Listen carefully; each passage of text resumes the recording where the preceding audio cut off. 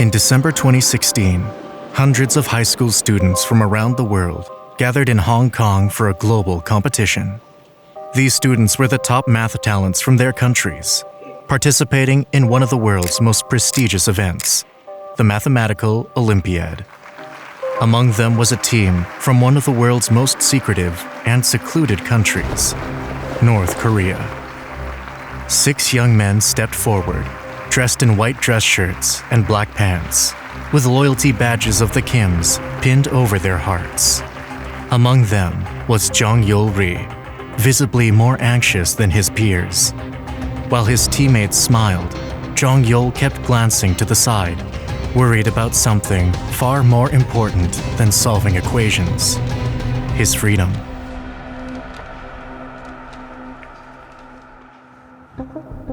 Jong Yol-ri's story starts in a small town in North Korea, a country where your social status and opportunities are often determined by your family's background and history.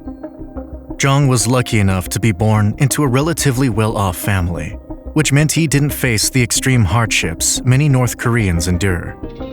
Families with ties to those who fought against Japan during World War II or have connections to the ruling party tend to have more privileges. Jong's father saw potential in him and played an important role in supporting his early education. Unlike many children who are forced into hard manual labor or military training, Jong had the rare chance to focus on academics, particularly mathematics. From a young age, Jong showed a special talent with numbers. His father would make him practice multiplication tables every single day before he could go play. These early years paid off when Jong, at just 12 years old, won a special prize in a national mathematics competition, beating much older students and catching the eye of top educational representatives in the North Korean regime. North Korea's education system is very strict, with a strong focus on loyalty to the regime, along with academic subjects. However, Jong's amazing understanding of numbers and equations allowed him to pursue a more focused education in mathematics, a rare path available only to a few gifted students. Because of his talents, he was granted access to a laptop loaded with math programs to help with his training, which is usually unheard of. But this laptop was necessary to hone his skills. Despite the lack of internet and frequent power outages, Jong managed to keep his laptop charged using a solar panel he built himself, and in the winter, he used a gasoline-powered generator. Jong's mathematical skill eventually got him selected for North Korea's team at the International Mathematical Olympiad, IMO, a prestigious event that brings together the best young mathematicians from around the world. The training process for the IMO in North Korea is intense, because the country sees success in these types of international events as a matter of national pride. Jong went through rigorous preparation, spending long hours solving complex problems with the help of top mathematicians in the country. This training was not just about improving his math skills, but also about building a sense of duty and patriotism. The regime puts immense pressure on its participants to not only succeed, but win. Jong's first trip abroad was eye-opening. Traveling to Colombia for the IMO was a rare chance, since it was his first time leaving North Korea. The trip was full of new things, from the brightly lit cities to the many cars. There were things he had never seen before. His team did great, ranking 5th worldwide, just behind China, South Korea, the US, and Russia. Jong himself won a silver medal, which was a big achievement. But it wasn't enough for the North Korean regime, which expected him to win gold because of the significant investment they made in him. As Jong stood on the stage in Colombia, his mind was racing. North Korea had been pushing his training for years, recognizing his talent and potential to contribute to the regime's goals. But why was North Korea so interested in students like him? Jong knew the regime wasn't pushing him for no reason. Jong thought back to being given his laptop. What did the regime gain from minds like his? These questions filled Jong's mind, adding to his anxiety as he prepared to make a decision that could change his life forever. Jong was facing an uncertain future, with forces beyond his control watching his every move. But unlike Jong, you can take control over one important part of your life, your online privacy. That's why we use Private Internet Access, the world's most transparent VPN.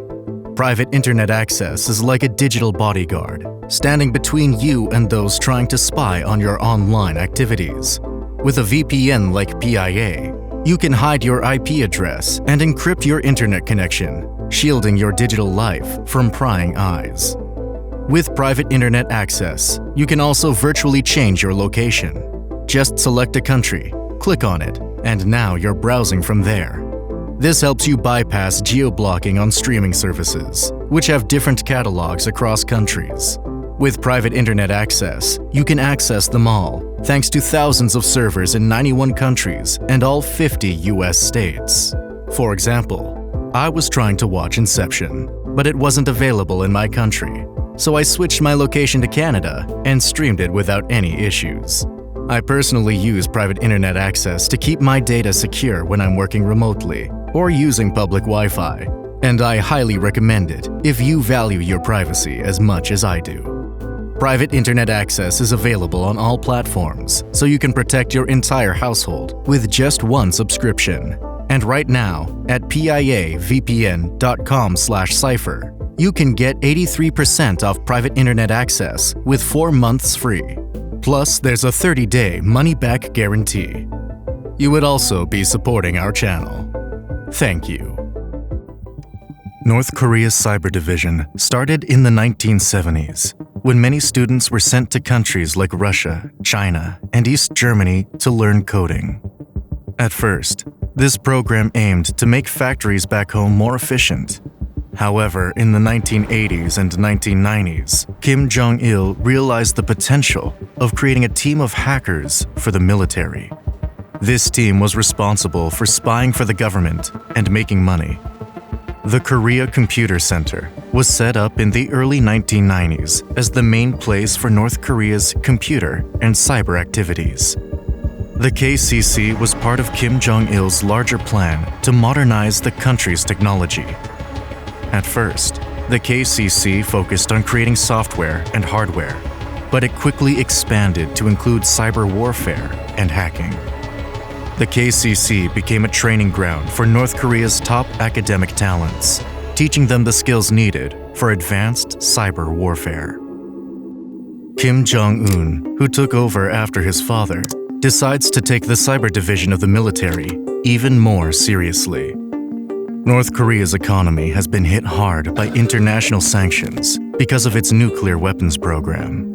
These sanctions have limited the country's ability to trade internationally and access global financial systems. In response, North Korea has turned to cybercrime as another way to make money. Cyber operations are a low-cost, high-reward way to get around economic sanctions and get money.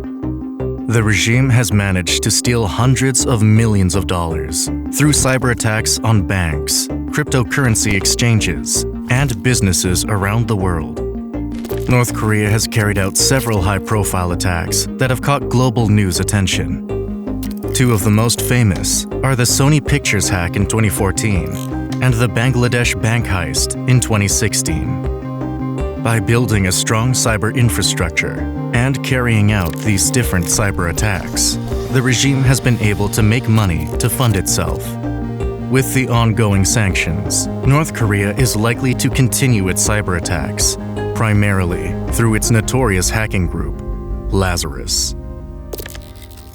The Lazarus Group is a famous hacking group backed by the North Korean government, training and deploying cyber warriors who use the internet as their battlefield. Lazarus has been linked to some of the most significant cyber attacks in recent internet history.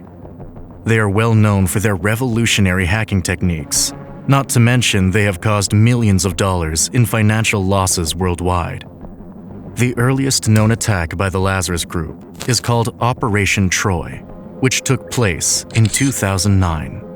This was a cyber spying operation that used DDoS attacks to target the South Korean government. The rise of the Lazarus Group has led to a significant increase in cybersecurity investments by both private companies and governments all over the world. Companies like Sony are now more vigilant than ever, hiring top-of-the-line cybersecurity analysts and using advanced security protocols. Countries have started sharing intelligence about the North Korean cyber warriors and collaborating on cybersecurity investigations to track and mitigate the group's activities. For example, the United States have imposed sanctions on individuals and companies linked to the Lazarus Group. One of the most well-known members of the Lazarus Group is Park Jin-hyuk, a North Korean programmer charged by the U.S. Department of Justice in 2018. He was accused of being involved in several major cyber attacks. Park is thought to be a key figure in the Lazarus Group and has been linked to the 2014 Sony Pictures hack and the 2016 Bangladesh bank heist. The U.S. government's charges against Park gave a detailed look into how the Lazarus Group operates. It explained how Park and his team used hacking methods like phishing emails, malware, and social engineering to break into their targets. The charges against Park were significant because it was one of the first times a specific individual was accused of carrying out attacks on behalf of North Korea. Despite the charges, Park is still at large and is believed to be in North Korea, out of reach of U.S. law enforcement. His case shows just how difficult it is to bring North Korean hackers to justice. In North Korea, the journey to becoming a cyber warrior often begins at a very young age, as we saw with Jong Yol-ri. Talented students are identified through countrywide testing, particularly in subjects like math and science. Those who show above-average scores are recruited into specialized programs where they receive extensive training in computer science and hacking techniques. The training is intensive and very in-depth, covering various aspects of cyber strategies, including network infiltration, malware development, and software development. These young recruits are taught to see the internet as a battlefield, where they can engage in cyber warfare to further the goals of the North Korean regime. They spend countless hours honing their skills, ensuring that they are prepared for the sophisticated cyber attacks they will later carry out. The daily life of a cyber warrior in North Korea is highly demanding and structured. Recruits live within facilities run by the state. Their routines are strict, with the main part of their day being dedicated to coding, computer science, and penetration testing courses. These cyber warriors usually operate in teams, each member specializing in different aspects of IT, so they can fulfill any mission they are given. They work long hours, often isolated from the outside world, with limited access to information from outside of North Korea. The state provides them with the necessary tools and resources, including top-of-the-line PCs and software, but their activities are closely monitored to ensure loyalty and prevent any leaks. Despite the intense pressure and work environment, cyber warriors are considered elite members of society in North Korea. They receive better food, housing, and other privileges compared to the general population. This special treatment is a part of the regime's strategy to maintain their loyalty, preventing defectors, and dedication to their missions. Defecting from North Korea is extremely dangerous, with the risks of being killed or captured so high.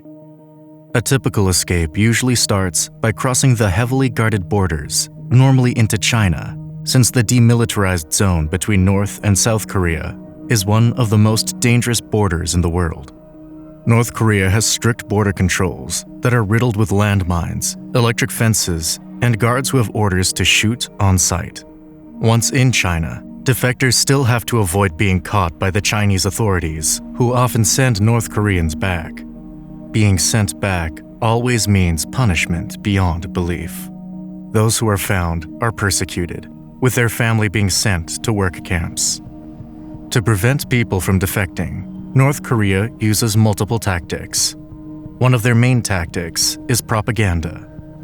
The regime portrays the outside world, especially South Korea and the United States, as dangerous and hostile.